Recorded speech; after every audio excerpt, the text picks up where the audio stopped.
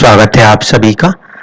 पिछले वीडियो में मैंने ये समझाने का प्रयास किया था कि अगर ग्रह सबसे ज्यादा बलवान योग यानी कि परिवर्तन योग में हो तो किस तरह से लगन कुंडली में वो दशा दूसरे ग्रह जिसके साथ की संबंध है उसको भी प्रभावित करने लगती है।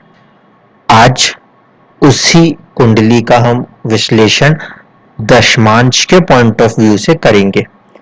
कल एक चर्चा करते करते या एक कुंडली आई, उसको देखते देखते अचानक से एक बात समझ में आई कि जिंदगी में कभी भी किसी दशा की प्रिडिक्शन करनी हो तो सबसे पहले D30 त्रिशमांश कुंडली को सामने रख लीजिए, क्योंकि कल एक वाक्य जो हो रहा था उसमें ये कि एक ऐसी चीज जो हकीकत में हो नहीं रही लेकिन सामने वाला पर्सन उसको सोच सोच के परेशान हो रहा था। तो वहां से एक बात समझ में आई कि जो आपका अरिष्ट दिखाने वाला चार्ट है उसको सबसे पहले फोकस कीजिए। अगर उसमें कोई ग्रह 8वें, 10वें, लगन या तीसरे भाव में बैठा हो तो उनके अंदर जो दशाएं चलेंगी वो कहीं ना कहीं जातक को किसी ना किसी रूप से परेशान करती हुई सी नजर आएंगी। ठीक है, अब इस बात को ध्यान में रखते हुए इस प्रिडिक्शन को देखिएगा। जो कुंडली है उसमें जो D30 बन रहा है वो इस तरीके से है कि इनके D30 त्रिशमांश के लगन में मंगल है, दसम भाव में गुरु है, अष्टम भाव खाली है और तृतीय भाव में बुध विराजमान है। अगर आप ध्यान से देखें तो इस फॉर्मेशन में जो गुरु हैं वो ये बता रहे हैं कि अपने ही किसी कर्म के द्वारा परेशानी हो सकती है। मंगल एंगर और एग्रेशन की वजह से थोड़ा सा परेशान कर सकते हैं और बुध जो है वो बैठे हुए हैं सॉर्ट ऑफ कम्युनिकेशन या किसी तरीके से कहीं ना कहीं वो भी परेशान कर सकते हैं। तो यहाँ पे हमें हिंट मिल रही है कि 3 दशाएं ऐसी हो सकती हैं जिसमें कि चुनौतियां खड़ी हों और इनके ऊपर जैसे हमने पिछले वीडियो में भी देखा दशा जो चल रही थी वो थी गुरु की महादशा और बुध की अंतर दशा। अब चलते हैं दशमांश कुंडली के ऊपर। जब हम दशमांश कुंडली में आते हैं तो जो ओरिजिनल दशमांश है पहले इसको देखिए, यह है इनका ओरिजिनल दशमांश और यहाँ पे हम देखते हैं कि गुरु जो है वो तो लगन में ही बैठे हुए हैं। तो इस लिहाज से गुरु का यहाँ पे लगन में बैठना पहला इंडिकेशन तो यह देता है कि प्रोफेशन के अंदर कहीं ना कहीं राइज का इशारा करना चाहिए था, लेकिन हमने देखा कि D30 में यह अरिष्ट को दर्शा रहा है, इसीलिए कहीं ना कहीं दशा में चुनौतियां खड़ी होंगी। लगन में बैठा है, राइज की तरफ ले जाना ये एक अलग बात है, लेकिन आसानी से राइज नहीं होगा, कुछ ना कुछ संघर्ष होंगे। इसी के साथ साथ हम ये भी देखें कि गुरु अपनी राशि में है और अंतरदशा का स्वामी बुध जो है वो अपनी राशि में है। ठीक, इन बात को ध्यान रखिए। अब फिर एक लॉजिक ध्यान आता है कि पूरे के पूरे D10 के चार्ट में भी जो स्पेसिफिकली आपका प्रोफेशन को कनेक्ट करना है वो 10th हाउस से करना है। यानी कि इस कुंडली में जो आपके सामने बनी हुई है दशमांश, इसमें हमारा प्राइम फोकस अगर हम इस 9 नंबर की राशि जो कि 10वां भाव है उस पे करें तो हमें देखने को मिलेगा कि गुरु जो है उससे 4 घर आगे बैठे हैं और बुध जो है वो 7 घर आगे बैठे हैं। इस वजह से क्या हो रहा है कि गुरु की दशा जहां जॉब की तरफ मन बनाने का प्रयास कर रही है, वहीं पर जो बुध की अंतर दशा है वो 7th हाउस से कनेक्टेड है।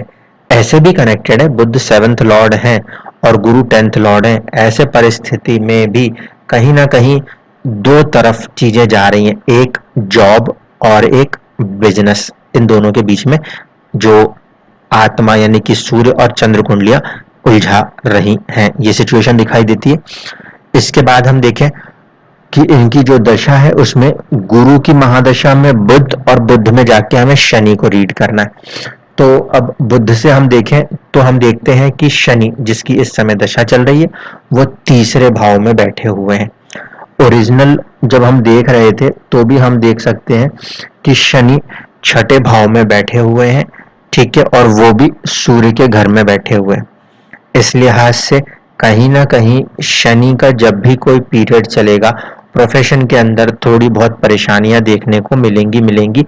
कारण क्या, ना सिर्फ कि शनि छठे भाव में बैठे हैं बल्कि वो सूर्य की राशि में बैठे हुए हैं जो कि एक तरह से नैसर्गिक शत्रु ग्रह की राशि मानी जाएगी।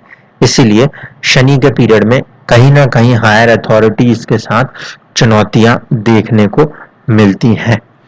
अब जब हम बुध से देखें तो ये शनि तीसरे भाव में है जो कि पराक्रम का भाव है। इसीलिए इस पीरियड में जो वो सेकेंडरी बिजनेस को स्टार्ट करना चाह रहे हैं तो शनि उसके लिए उन्हें बल प्रदान करता हुआ सा नजर आता है। ठीक है, इतनी चीजें आप यहां से देख पा रहे हो। अब मेन क्वेश्चन ये था कि काम कब बन सकता है।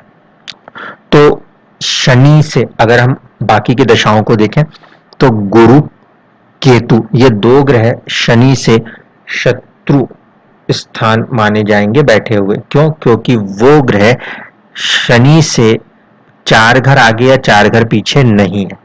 ठीक है, इस वजह से हम ये कह सकते हैं कि शनि की दशा में जो गुरु की अंतर या केतु का अंतर, ये वाली दशाएं बहुत अच्छे रिजल्ट करने में सक्षम नहीं होंगी। अच्छे रिजल्ट्स की उम्मीद कहाँ हो सकती है? तो वो हो सकती है सूर्य में, चंद्रमा में, बुध में, मंगल, शुक्र और राहु में। तो इस समय जो इनका पीरियड चल रहा है वो पीरियड है कि बुध में शनि और शनि के बाद सूर्य 21 जून से शुरू हुए हैं जो कि चलेंगे तकरीबन 27 जून तक, पहली कंडीशन। लेकिन हम ये भी जानते हैं कि सूर्य और शनि इनकी आपस में कोई बहुत अच्छी बनती नहीं है। ठीक है, नैसर्गिक रूप से एक दूसरे को उतना ज्यादा सपोर्ट नहीं करते। इसीलिए हम इस पीरियड के तुलना में जो चंद्रमा का पीरियड बनेगा उसको थोड़ी सी ज्यादा तवज्जो देंगे। इसीलिए मेरे हिसाब से जो गेनफुल पीरियड्स हैं वो हैं आपके लिए 27 जून से लेकर ऑलमोस्ट 6 अगस्त तक के लिए। मैं इतना लंबा ड्यूरेशन क्यों ले रहा हूं इसको समझ लीजिए। चंद्रमा जो है वो कहीं ना कहीं इस कुंडली में शनि से जब हम देख रहे हैं तो 10th में बैठे हुए हैं जो कि उच्च राशिस्थ हो रहे हैं। ये पहला कंडीशन। दूसरी कंडीशन इसके बाद की है कि मंगल का फॉर्मेशन आए। मंगल का फॉर्मेशन आए तो जहां शनि बैठे हैं उस लगन से वो योग कारक होते हैं, लेकिन वो 12वें में है, नीच राशि से, तो थोड़ा सा परेशान वहां पे भी रह सकते हैं। हो सकता है कि कोई ऑफर आए लेकिन ऑफर के बाद भी आपका मन उतना उसके तरफ ना बढ़ता हो। लेकिन जब राहु का पीरियड आएगा, राहु तृतीय में बैठा है, यानी कि एक कोई छोटी सी जॉब अभी हो सकता है लगती हो शनि के चंद्रमा वाले फेज में, और इसके बाद वो अगर नहीं पसंद आती हो तो फिर कोई नई स्टार्ट की तरफ वो शनि से राहु में जाते हुए दिखाई दे सकते हैं। जबकि कल वाले कुंडली एनालिसिस से जब हम देख रहे थे लगन कुंडली से जहां राशि परिवर्तन था वहां पे हम इसमें बहुत ज्यादा श्योर शॉट नहीं हो पा रहे थे कि व्यापार की तरफ ही उनका मन जा रहा है तो कभी आत्मा जा रही है नौकरी की तरफ। यहाँ पे जो आपको जॉब रिलेटेड चीज है उसमें क्योंकि आप प्रयास कर रहे हो तो उसके मिलने की संभावना जून एंड से रहेगी और ऑलमोस्ट अगस्त के आगे जाते जाते तक हो सकता है कि आप अपने जॉब के साथ साथ अपने व्यापार को भी करने के लिए आगे आ जाएं। क्यों? क्योंकि राहु तृतीय भाव में जहां नजर आ रहे हैं वो पराक्रम है, उस वजह से वहां पे चीजें जो है थोड़ी सी बदल सकती हैं। दूसरी मोस्ट इंपॉर्टेंट बात कि इसके साथ ही कहीं ना कहीं जो दशा है गुरु में बुध की ये भी खत्म हो जाएगी। और हम देख रहे थे कि सारा का सारा अरिष्ट जो जुड़ा है वो गुरु की महादशा में बुध की अंतरदशा या बुध की महादशा में गुरु की अंतरदशाओं में जुड़ा हुआ है।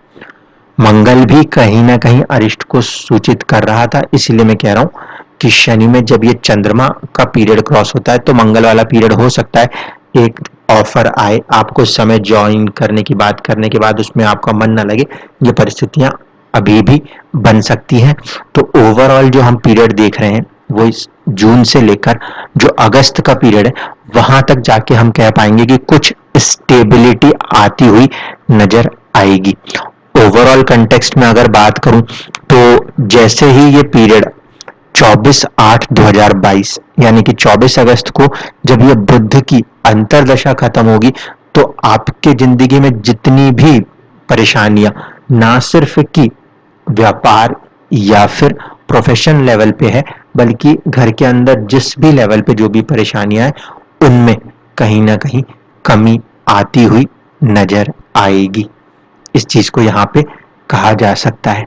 तो मुझे उम्मीद है कि अब आपको आपके सवालों के जवाब मिल गए होंगे और बाकी श्रोताओं से भी एक बात का अनुरोध ही करूंगा कि लगन कुंडली में चीजों को देखने के बाद उस स्पेसिफिक एरिया जिसके बारे में हम देखना चाहते हैं, जैसे किसी की शादी देखनी है तो नवमांश के अंदर भी इन्हीं चीजों को देखिए, नौकरी का देखना है तो दशमांश में देखिए, और अगर कभी किसी की हेल्थ वाली प्रॉब्लम्स है तो डिविजनल चार्ट 6D6 को यूज कीजिए।